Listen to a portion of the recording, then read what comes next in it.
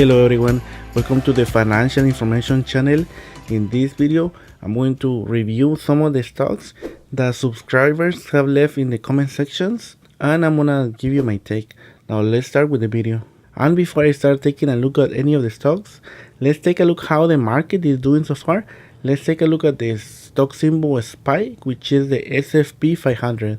Now this is the SPY stock chart. As you can see, the RSI is a little bit better after the market went down on October 25th. The RSI is around 63, and the first support is around the 255, and the second support is around the 249. And the volume has been very positive during October. So I thought that the pullback that we had on Wednesday 25th was a good pullback because the stock market related to the S&P 500 was a little bit overbought. Now the next index is going to be the QQQ, which measures the Nasdaq.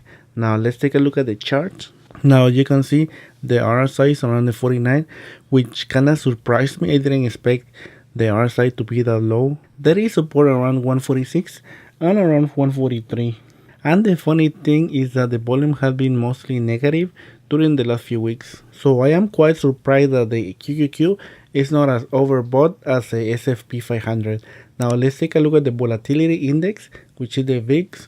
Now let's take a look at the stock chart. Now you can see the RSI is a little bit high, which is around the 61, and it has a support line around the 965.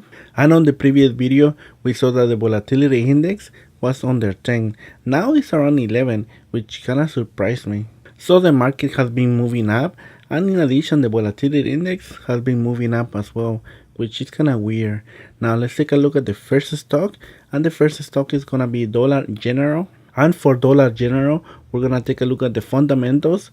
Now, as you can see in the screen, Dollar General has a beta of 0.62 and the PE ratio is 19.08. The company will report earnings the last week in November, and it has a dividend yield of 1.24%. Now, in the balance sheet, we can see they have 214 million in cash and around 3 billion in debt. And they do have an operating cash flow of around 1 billion.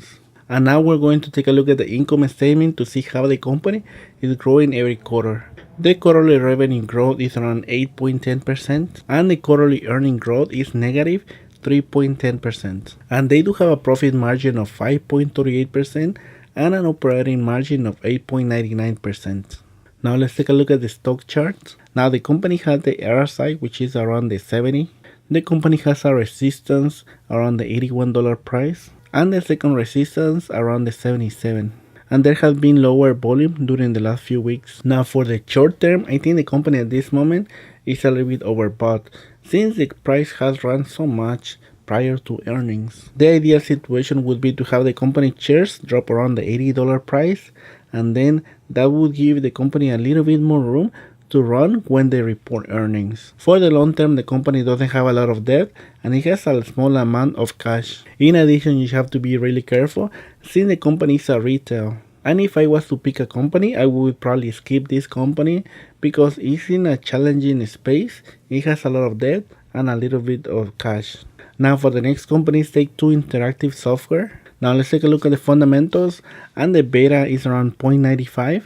And the PE ratio is 62.24, and the company will report earnings on November 7. Now the company had 1.28 billion in cash and around 212 million in debt, so it actually has a really good balance sheet. And the operating cash flow is around 360 million. Now let's take a look at the income statement to see how the company is growing every quarter. Now the company has a quarterly earning revenue growth of around 34%. And in the profit margin, they have a profit margin of 8.81% and an operating margin of 10.86%. And now let's take a look at the stock chart to see how the company is doing at this moment. And as you can see, the RSI is around the 61. The company has a support line of around the $102, $103 price, and the second support line around the 97. And there's another support around the $92 price. And there hasn't been a lot of volume for this company during the last few days. Now when I was looking at the fundamentals, the company has good fundamentals, except it's a little bit priced because the company has run so much this year.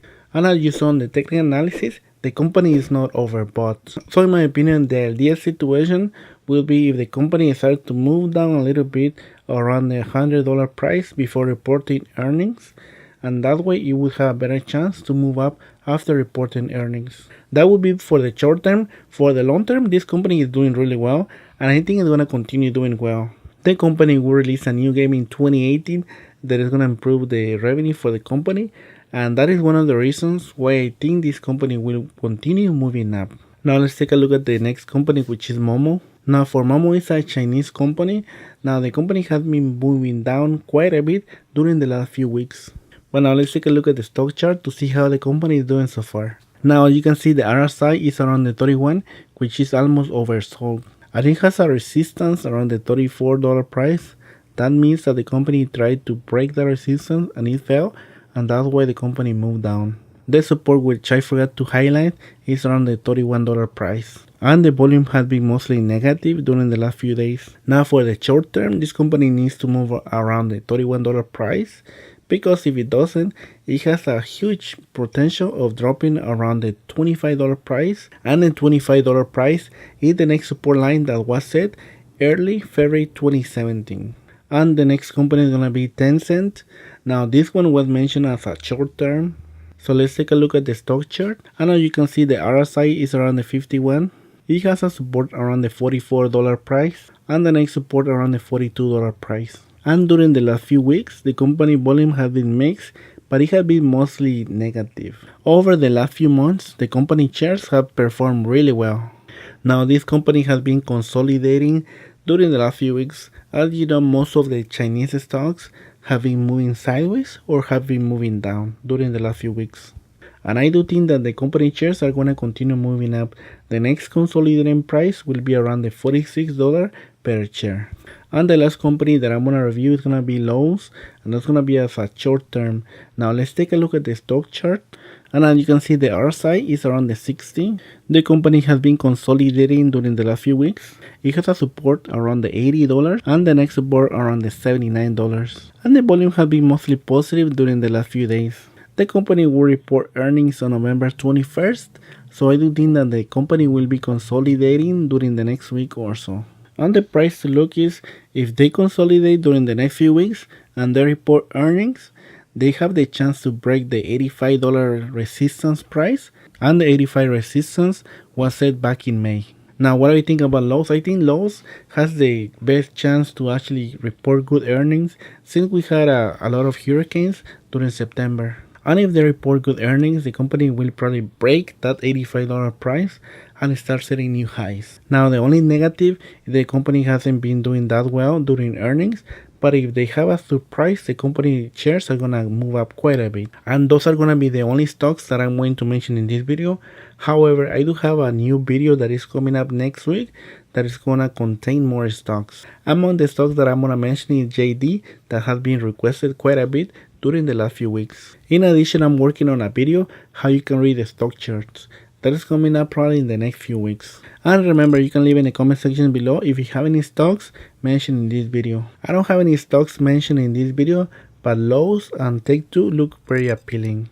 And you can subscribe to the financial information channel. I'm going to continue bringing videos about the stock market, personal finance, and how to make money online. I'm going to thank you once again for watching the video. Have an excellent day and take care, my friends.